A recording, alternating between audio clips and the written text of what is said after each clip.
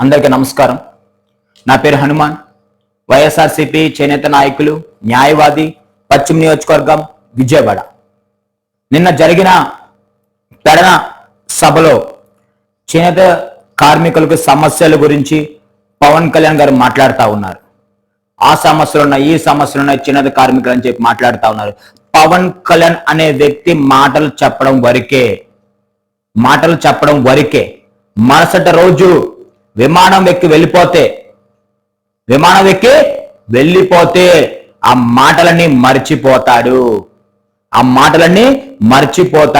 ఆయన తీసుకున్న ప్యాకేజ్కి చంద్రబాబు రాసిచ్చిన స్క్రిప్ట్ చదవడమే పవన్ కళ్యాణ్ పని. ప్రజల సమస్య తీర్చలేడు, చేనేత కార్మికుల సమస్యలు తీర్చే వ్యక్తి కాదు. ఎవరో ఒక చేనేత బిడ్డగా నేను మిమ్మల్ని అర్థిస్తా ఉన్నా. పవన్ కళ్యాణ్ మాటలు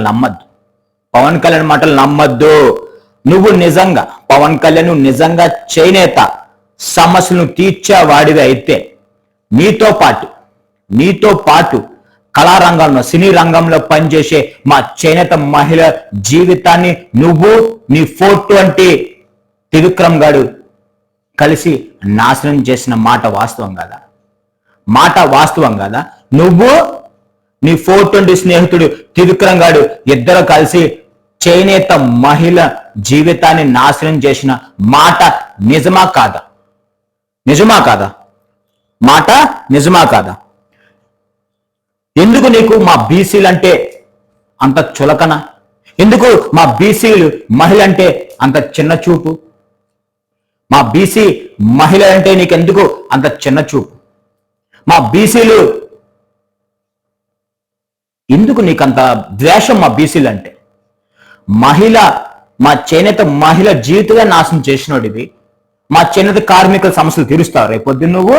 నిన్ను నమ్మితే మా చేనేత కార్మికుల సమస్యలు తీరుస్తావు నువ్వు? నేను ఒక చేనేత బిడ్డగా చెప్తా ఉన్నా, మా చేనేత కార్మికులను అర్థిస్తా ఉన్నా. దయచేసి పవన్ కళ్యాణ్ మాటలు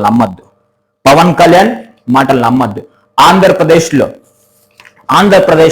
అనేక ప్రాంతాలు తీసుకుంటే చీరాల, మంగళగిరి, ధర్మవరం, కాకినాడ, అమలాపురం, రాజమండ్రి రూరల్ అనేక ప్రాంతాల్లో దగ్గర 30 లక్షల ఓటర్లు మన చేనేత కార్మికులు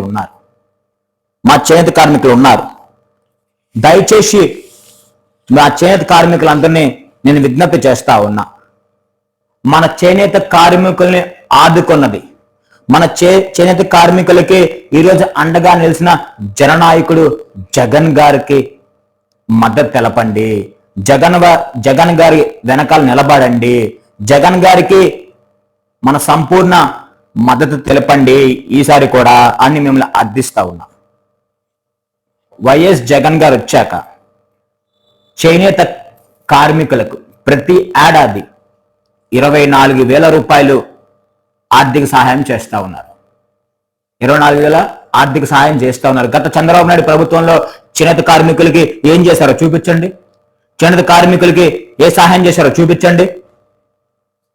పవన్ కళ్యాణ్ చెప్తా ఉన్నాడు కదా, చేనేత కార్మికుల్ని మోసం చేశాడని.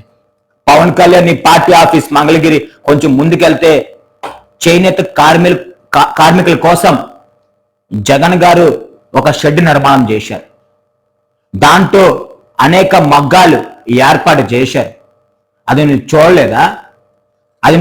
నీ పార్టీ ఆఫీస్ దగ్గరలో ఉంది కదా, నువ్వు చూడలేదు? అది మంగళగిరిలో ఉదాహరణ తీసుకుంటే, మంగళగిరిలో నీ పార్టీ ఆఫీస్ దగ్గరలో చేనేత కార్మికుల కోసం షెడ్ ఏర్పాటు చేశారు.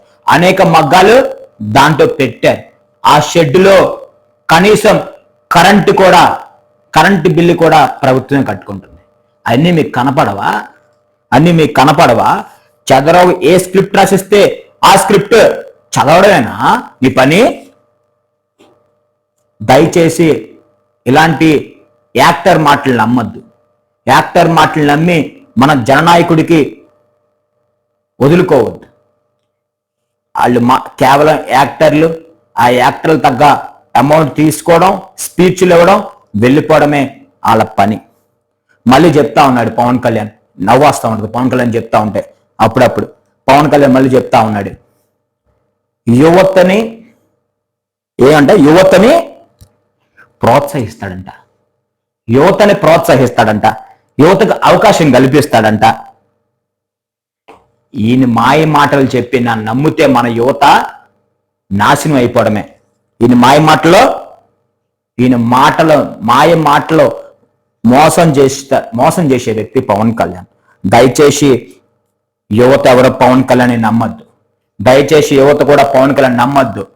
మన గొంతుకు మనం పవన్ కళ్యాణ్ నమ్మితే మన గొంతుకు మనమే కోసుకున్నట్టే, మన గొంతుకు మనమే కోసుకున్నట్టే. మన సర్వనాశనం అయిపోవడానికి కారణం యువత పవన్ కళ్యాణ్ నమ్మితే సర్వనాశనం అయిపోవడానికి కారణం మనమే. నేను కూడా జనసేన పార్టీలో చేనేత రాష్ట్ర కార్యదర్శిగా ఉన్నా. రాజకీయాల్లో యువత రాజకీయాల్లోకి రావాలని చెప్పి పవన్ కళ్యాణ్ మాయ మాటలు నమ్మి పవన్ కళ్యాణ్ ఏదో చేస్తాడు, యువతకి రాజకీయాల కొత్త అధ్యయనం చేస్తాడు, రాజకీయాల కొత్త యువతరం వస్తుంది, ప్రోత్సహిస్తా, రబ్బర్ చెప్పులు వగేరా వంకాయ బెండకాయ అని చెప్తే మాయ మాటలు నమ్మాం. చదువుకున్నాం, చదువుకున్నా, ఏదో యువత రాజకీయాల్లో ఉండాలని చెప్పి మాయ మాటలు నమ్మి జనసేన పార్టీలోకి వెళ్ళాం. జనసేన పార్టీలోకి వెళ్తే పవన్ కళ్యాణ్ మా నాయకుడు మహేష్ అన్న గొంతు కోశాడు, నమ్మినందుకు మా యువతరం గొంతు కూడా కోశాడు. బీసీలు గొంతు కోయడం, నమ్మిన యువతని మోసం చేయడం కాదు, వ్యాపారం చేస్తున్నాడు. మీ అందరూ యువత అందరికి ఒకటే చెప్తా ఉన్నా, పవన్ కళ్యాణ్ చేసేది ముమ్మాటికి కరెక్టే. అతన వేలు యువతని నమ్మించి మోసం చేయట్లేదు, బిజినెస్ అది. మనం మోసపోతున్నాం అంతే. అది బిజినెస్ చేసుకుంటున్నాడు. ఎంతమంది యువత ఉంటే అంత ప్యాకేజ్ చంద్రబాబు తీసుకుంటున్నాడు. అతను చేసేది వ్యాపారం, తప్పేమీ కాదు. అతను చేసేది వ్యాపారం. మనం మోసపోతున్నాం, గొర్రెలాగా మనం నమ్ముతున్నాం. మేము ముందుగా తెలుసుకున్నాం, మేము కొంచెం లేటుగా తెలుసుకున్నాం, బయటికి వచ్చేసాం. మమ్మల్ని ఇంకా నా మాటలు ఇంకా నమ్మం. నువ్వు చెప్పేది ఏంటి, పవన్ కళ్యాణ్ గారు తిరుగుతాం అనుకుంటే వెళ్ళంటారా వెదవల్లారా, జీవితాలు నాశనం చేసుకోండి. ఆడ వెనకాల వెళ్ళి జెండా కుళ్ళుగా మిగిలిపోండి. మీ జీవితాలు మీరే నాశనం చేసుకోండి, మీ భవిష్యత్తు మీరే నాశనం చేసుకోండి. వాడి చేతిలో తాకట్టు పెట్టేయండి, వాడు వెళ్ళి చంద్రబాబు చేతిలో తాకట్టు పెడతాడు. గ్లాస్ ఆల్రెడీ పగిలిపోయింది. ఒకటి గుర్తుపెట్టుకోండి, యువత ఆంధ్రప్రదేశ్ రాష్ట్ర ప్రజలను గుర్తుపెట్టుకోండి, గ్లాస్ ఆల్రెడీ పగిలిపోయింది. గ్లాస్ అది మీ కంఠంలో గుచ్చుకునే రోజు వస్తుంది, జాగ్రత్త. యువత అందరికి ఒకటే అర్థిస్తా ఉన్నా, గాజు గ్లాసు ఆల్రెడీ పగిలిపోయింది. ఆ పొదినెక్కిన గ్లాసు మీ కంఠంలో గుచ్చుకొని మీ ప్రాణాలు తీసే రోజు దగ్గరలోనే ఉంది. దయచేసి పవన్ కళ్యాణ్ నమ్మద్దు. ఆ పగిలిపోయిన గ్లాస్ తోనే మీ కంఠం కోస్తాడు. మేము ఇంకా పవన్ కళ్యాణ్ నమ్ముతాం, పవన్ కళ్యాణ్ గారు తిరుగుతామంటే మీ జీవితాలు మీరే నాశనం చేసుకున్నట్టు. దయచేసి పవన్ కళ్యాణ్ కూడా చెప్తున్నా, నువ్వు ఇంకా మాయ మాటలు చెప్పద్దు, యువతను మోసం చేయొద్దు. మా చేనేత కార్మికుల్ని మోసం చేయడానికి నీకు అర్హత లేదు. ఎందుకంటే ఒక మహిళ జీవితాన్ని నాశనం చేసిన వ్యక్తివి నువ్వు. మా చేనేత మహిళ జీవితాన్ని నాశనం చేసిన వ్యక్తివి. నువ్వేంటి మా చేనేత కార్మికుల సమస్యలు తీర్చేది? నమ్ముతారా ఎవరైనా చేనేత కార్మికులు? అందరికి ఒకటి అర్థిస్తా ఉన్నా, పవన్ కళ్యాణ్ నమ్మద్దు. జై హింద్.